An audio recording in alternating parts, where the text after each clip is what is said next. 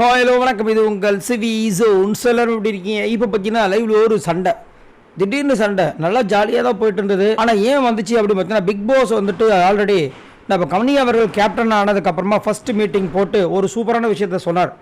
நீங்கள் எனக்காக இந்த வாரம் நிறைய செய்ய வேண்டியது இருக்கும் அப்படின்னா அவங்க பதட்டப்பட்டு இருந்துச்சுன்னு சொல்லுங்கள் பிக் பாஸ், நான் பண்ணுறேன் அப்படின்போது தனித்தனியாக ஒரு சில பேருக்கு வந்து முக்கியமாக விக்கல் சிக்ரம் கிட்டேருந்து எனக்கு காமெடி கண்டிப்பாக வேணும், சபரி அதுக்கப்புறம் பிரவீன்ராஜ் கிட்டேருந்து எனக்கு வெரைட்டி கண்டிப்பாக தேவைப்படுது, அதுக்கப்புறம் எஃப்ஜே அண்டு வினோத் கிட்டேருந்து எனக்கு ஒரிஜினல் சாங்ஸ் தேவைப்படுது அப்படின்னு சொல்லிட்டு நிறைய விஷயங்கள் சொல்லியிருப்பார். அப்போ இவங்கெல்லாம் வந்து கொஞ்சம் அலர்ட்டாக இருப்பாங்க. ஏன்னா போனவர் இதெல்லாம் பண்ணல அப்படின்றது அவங்களுக்கு தெரிஞ்சு போச்சு. அதே மாதிரி மைக்கு, அதுக்கப்புறம் தூங்கக்கூடாது, ஆக்டிவாக இருக்கணும், எல்லாரும் சோம்பேறித்தனமாக இருக்கக்கூடாது, இது மாதிரி நிறைய விஷயங்கள் காலையில் பிக் பாஸ் சொல்லியிருப்பார். ஸோ அதனால் எல்லாமே கொஞ்சம் சரி இதுக்கப்புறம் கொஞ்சம் கரெக்டாகவே இருப்போம். அதனால தான் வந்து கனி கூட வந்து பார்த்தீங்கன்னா கேப்டன் ஆனதுக்கப்புறமா மைக்கை மறைச்சி பேசினா 50 தோப்புக்காரன்னு சொல்லிட்டு ஒரு விஷயத்த சொல்லியிருப்பாங்க.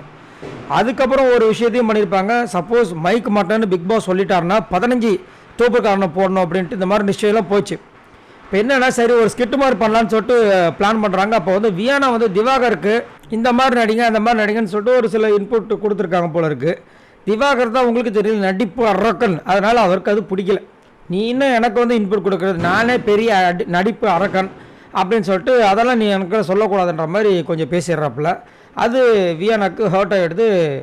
உள்ளே போய் உட்காந்து ஆட ஆரம்பிச்சிடுறாங்க.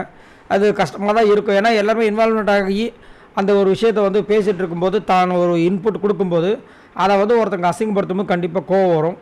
உடனே எல்லோரும் திரும்பி வா பண்ணலாம் அப்படின்னு சொல்லும்போது இல்லை நான் வரல அப்படின்னு சொல்லிட்டு அழுகுறாங்க. அவர் திடீர் எனக்கு ஒரு மாதிரி கஷ்டமாயிடுச்சு அப்படின்னு.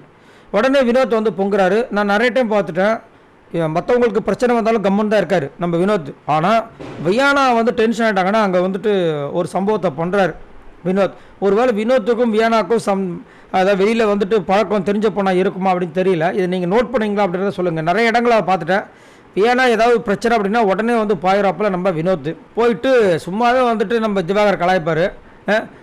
ஒரு பொண்ணை போய் அழ வைக்கிறியா, உனக்குலாம் அறிவு இருக்கா, உனக்குலாம் மூளை இருக்கா ஃபஸ்ட்டு போட்டுன்னு சொல்லிட்டு டம்மால் டிம்னு போடாதே அப்படி இப்படின்னு சொல்லிட்டு பயங்கரமாக வந்து கலாச்சிக்கிறாங்க. அதுக்கப்புறம் கொஞ்சம் ஓவராகவும் பேசிக்கிறாங்க. சைக்காலஜிக்கலாக உனக்கு வந்து ப்ராப்ளம் இருக்குது அப்படின்ற மாதிரி. நான் கொஞ்சம் தேவையில்லாத வார்த்தைகள் தான். அது முதலேருந்தே போயிட்டு தான் இருக்குது. இது மட்டுமா போயினுக்குது, வீட்டுக்குள்ளே நிறையா போயினுக்குது, அப்படியே பிரச்சனை போயிட்டுக்குது. அதுக்கப்புறம் வீட்டுக்கு சாப்பாடு வருது.